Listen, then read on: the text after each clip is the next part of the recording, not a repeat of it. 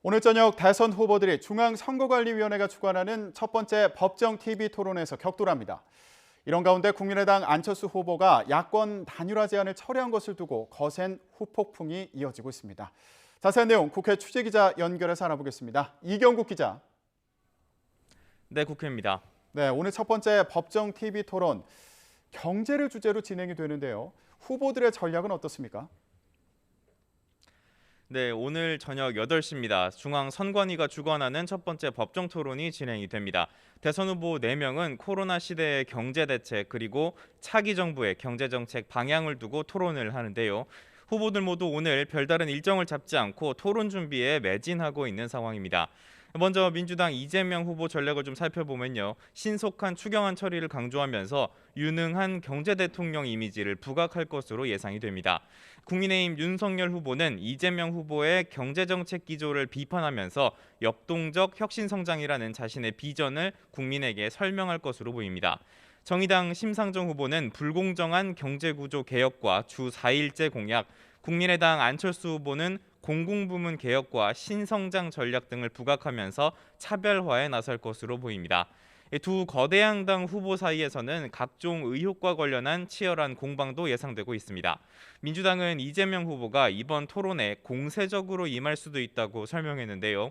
윤석열 후보의 부인 김건희 씨의 주가 조작 의혹에 대한 공세가 예상이 되고 대장동 의혹의 핵심 당사자인 김만배 씨가 윤석열 후보를 언급했다는 녹취를 언급하며 대장동 의혹 역공에 나설 가능성도 있습니다.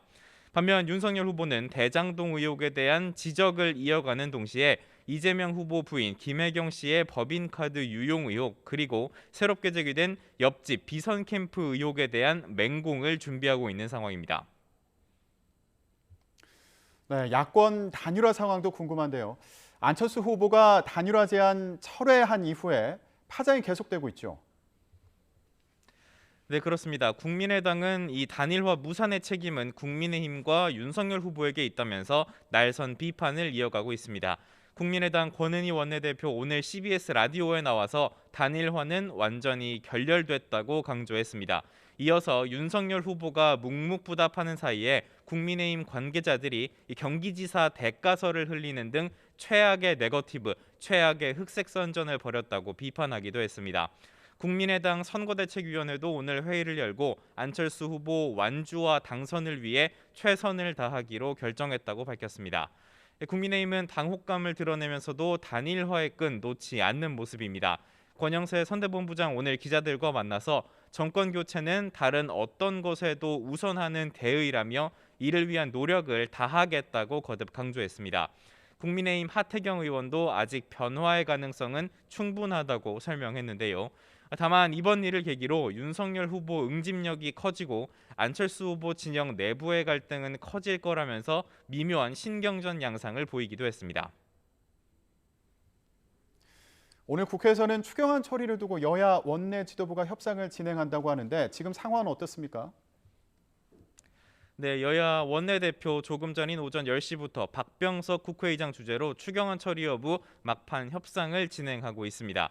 앞서 여야는 정부를 상대로 이 추경 증액을 요구하면서 열띤 논의를 진행해 왔는데요. 이 논의가 길어지자 민주당은 서둘러 지원에 나서야 한다면서 그제 새벽 정부가 낸 14조 원 규모의 추경안을 예결위에서 단독으로 처리했습니다.